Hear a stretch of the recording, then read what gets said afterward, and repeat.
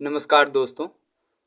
तो ये पॉलिटी की चौथी वीडियो है जिसमें हम सभी क्वेश्चन को देख रहे हैं। एसएससी सीजीएल सीएचएसएल और सीपीओ के क्वेश्चन जो कि एग्ज़ाम में आए हुए हैं। तो आज ये चौथी वीडियो है।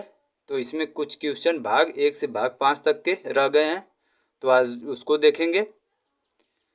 इससे पहले वाली वीडियो में टोटल 80 क्वेश्चन देख चुके थे। तो चलिए टाइम को वेस्ट ना करते हुए क्वेश्चन स्टार्ट करते हैं।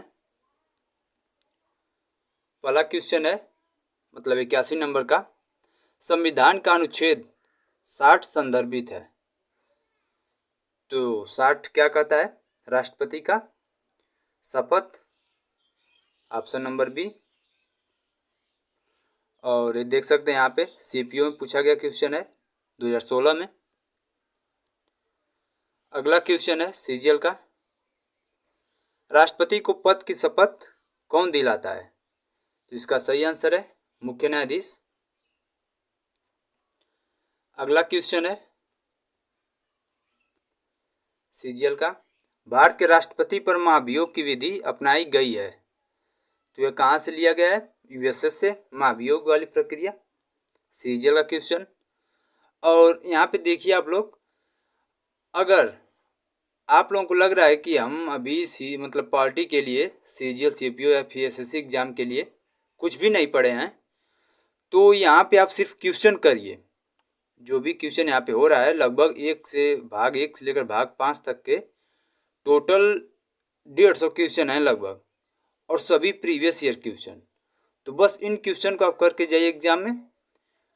कन्फर्म है कि सभी क्वेश्चन आपको एग्जाम में देखने को मतलब मिलेंगे, इसी तरह के एकदम सेम टू सेम यही मिलेंगे, क्योंकि यहाँ पे सभी क्वेश्चन डाल दिए गए हैं। तो चलिए देखते हैं इसका आंसर यूएस से। अगला क्वेश्चन सीजीएल का यहाँ पे फिर 2016 का। भारत के राष्ट्रपति को उनके पद से कौन हटा सकता है? तो इसका सही आंसर है संसद, महाभियोग के द्वारा। अगला क्वेश्चन है सीजीएल का फिर से। भारत के राष्ट्रपति के चुनाव के लिए नागरिक को कितनी आयु पूरी कर लेनी चाहिए?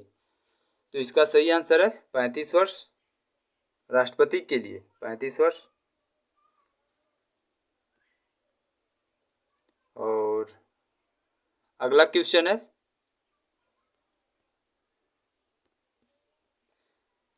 राष्ट्रपति की सेवानिवृत्त आयु क्या है? मतलब यह रिटायर कब हो सकते हैं, मतलब इन्हें अपने पद को कब छोड़ सकते हैं? तो इसका सही आंसर है कोई सीमा नहीं। अगला क्वेश्चन है,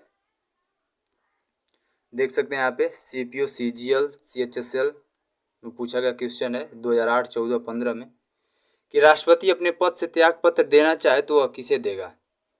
तो इसका सही आंसर है उपराष्ट्रपति को, ऑप्शन नंबर सी। अगला क्वेश्चन है सीजीएल का।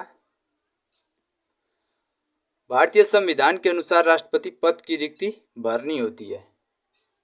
तो राष्ट्रपति की पद 6 महीने के अंदर इसको भरने की प्रक्रिया है, मतलब दोबारा चुनाव 6 महीने के अंदर राष्ट्रपति को लाया जा सकेगा, 6 महीने के अंदर। अगला क्वेश्चन है राष्ट्रपति संसद के दोनों सदनों के लिए कुल कितने सदस्यों का मनोनीत कर सकता है? तो अब बता दें कि अब इस समय जो लोकसभा में 2 एंग्लो इंडियन थे उनको हटा दिया गया है। तो ये क्वेश्चन है उस टाइम 2014 में पूछा गया, तो इसका आंसर उस हिसाब से 2014 होगा, क्योंकि 12 राज्यसभा में और 2 लोकसभा में।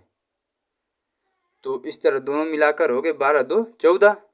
लेकिन वर्तमान में 2 हटा दिया गया है, तो अब पूछे सिर्फ तो 12, क्योंकि अब सिर्फ राज्यसभा में, लोकसभा में 2 एंग्लो इंडियन खत्म कर दिए गए हैं। तो लेकिन उस समय का क्वेश्चन है, तो यह इसका आंसर सही है यहाँ पे इस क्वेश्चन का 14 आंसर। दोनों मिलाकर पूछा है कुल कितने सदस्यों को। अगला क्वेश्चन है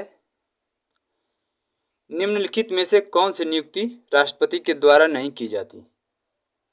तो इसका सही आंसर है लोकसभा का अध्यक्ष या राष्ट्रपति द्वारा नहीं चुना जाता है। अगला क्वेश्चन है, राष्ट्रपति का अध्यादेश लागू रह सकता है? तो राष्ट्रपति का अध्यादेश कब तक? 91। तो इसका सही आंसर है 6 माह तक, मतलब 6 माह तक रह सकता है राष्ट्रपति का सिर्फ। इसके अगर 6 माह से अगर इसको कानून बनाना है, एक स्थायी कानून, तो इसको पारित कराना होगा लोकसभा राज्यसभा दोनों से। फिर अगला क्वेश्चन है, अगला क्वेश्चन 92।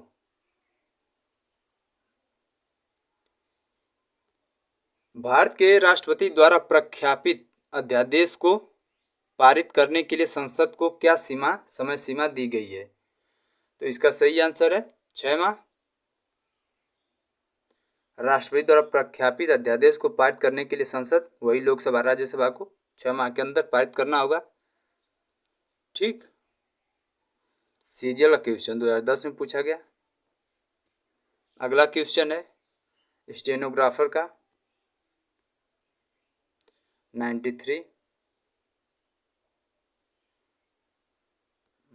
यहाँ पे है, निम्नलिखित में से कौन सा व्यक्ति निर्विरोध राष्ट्रपति पद के लिए चुना गया था?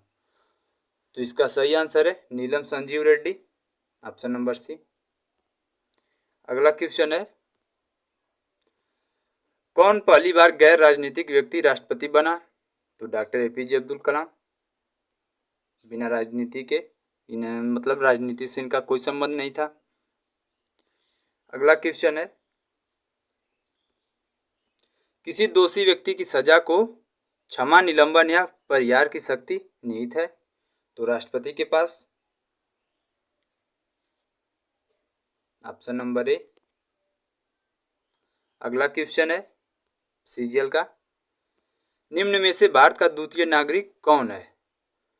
तो दूसरा नागरिक भारत का उपराष्ट्रपति, ऑप्शन नंबर सी, ये दूसरा नागरिक है, पहला पे राष्ट्रपति। और अगला क्वेश्चन है, भारत का उपराष्ट्रपति निर्वाचित होता है, तो इसका निर्वाचन कैसे होता है? संसद के सदस्यों द्वारा, option number A, option number A, संसद के सदस्यों द्वारा उपराष्ट्रपति का निर्वाचन मतलब निर्वाचित होता है। सीजीएल 2008 में पूछा गया क्वेश्चन। अगला क्वेश्चन है, उपराष्ट्रपति पदेन अध्यक्ष होते हैं, तो किसका पदेन अध्यक्ष? राज्यसभा का, ऑप्शन नंबर ए। अगला क्वेश्चन है सीएचएसएल का, इनमें से कौन उपराष्ट्रपति के विरुद्ध महाभियोग प्रारंभ कर सकता है? उपराष्ट्रपति के विरुद्ध, तो राज्यसभा, क्योंकि राज्यसभा के सभापति होते हैं, तो इन्हें राज्यसभा से ही प्रारंभ किया जाएगा महाभियोग। अगला क्वेश्चन है फिर से सीजीएल का, प्रधानमंत्री का निर्वाचन निम्न में से किस पद्धति के द्वारा होता है? तो इनका ना ही चुनाव होता, न मनोनयन न चयन, इनकी नियुक्ति होती है, ऑप्शन नंबर बी। अगला क्वेश्चन है सीजीएल का, फिर से देख सकते हैं, भारत में प्रधानमंत्री तब तक अपना पद धारण कर सकते हैं जब तक उनके पास है, तो इसका सही आंसर है लोकसभा का विश्वास मत। अगला क्वेश्चन है,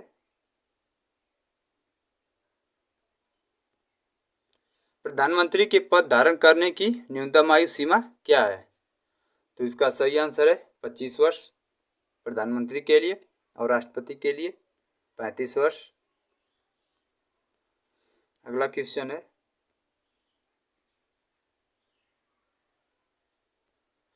मंत्रिपरिषद की बैठक की अध्यक्षता कौन करता है? तो प्रधानमंत्री, ऑप्शन नंबर ए। अगला क्वेश्चन है सीएचएसएल का, योजना आयोग का पदेन अध्यक्ष कौन होता है? तो प्रधानमंत्री, ऑप्शन नंबर बी। अगला क्वेश्चन है, भारतीय संविधान के अनुच्छेद 74 और 75 में संदर्भित है, यानी 74 और 75 में क्या कहा गया है। तो इस दोनों में मंत्रिपरिषद की चर्चा है। ठीक, अगला क्वेश्चन है, भारतीय संविधान के अनुसार केंद्रीय मंत्री अपने पद पर किसकी इच्छा से बना रहेगा। तो इसका सही आंसर है राष्ट्रपति, इच्छा अनुसार राष्ट्रपति के। अगला क्वेश्चन है CHSL का, जो कि 2011 में पूछा गया। इसमें पूछा गया है, यदि प्रधानमंत्री अपना त्यागपत्र राष्ट्रपति को सौंपता है तो यह त्यागपत्र निम्न में से माना जाएगा। तो इसका सही आंसर है मंत्रिपरिषद, यानी पूरे मंत्रिपरिषद का त्यागपत्र माना जाएगा अगर प्रधानमंत्री त्यागपत्र देता है तो। ठीक, अगला क्वेश्चन है, अगला क्वेश्चन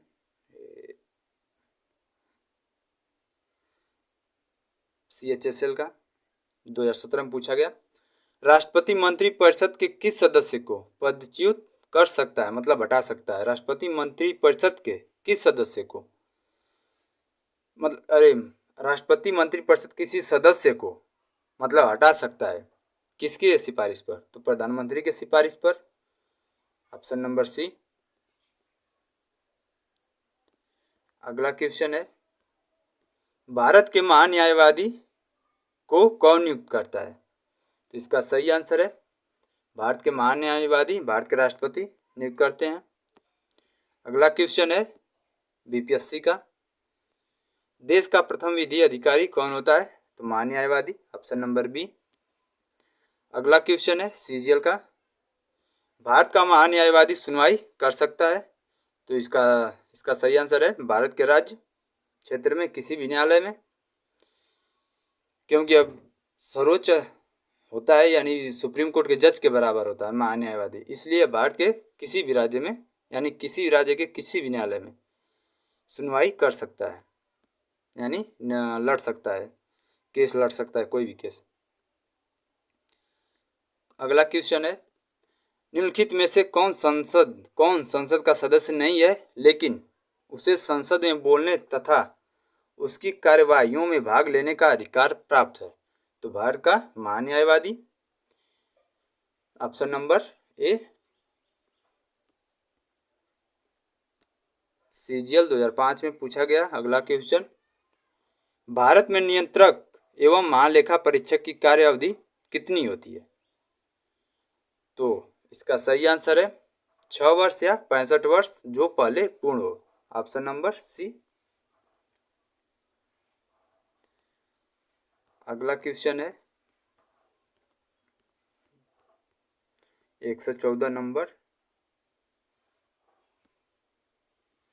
एकल स्थानांतरीय मत प्रणाली में प्रत्येक मतदाता सदस्य अपनी प्राथमिकता बताता है। तो सभी मतदान के लिए, सभी के लिए मतदान। एकल में क्या होता है कि पहले प्रेफरेंस मतलब दिया जाता है कि सबसे पहले किसको आप चुनना चाहते हैं, फिर उसके बाद दूसरे नंबर पे किसको रखना चाहते हैं, फिर तीसरे, यानी सभी के लिए। फिर उसके बाद काउंटिंग होती है कि सबसे ज़्यादा मतलब किसको मतलब प्रेफरेंस दिया गया है, सभी के लिए। ठीक, ऑप्शन नंबर डी। अगला क्वेश्चन है CHSL 2011 में पूछा गया, कानून को लागू करने का कार्य है। तो कार्यपालिका का कार्य है।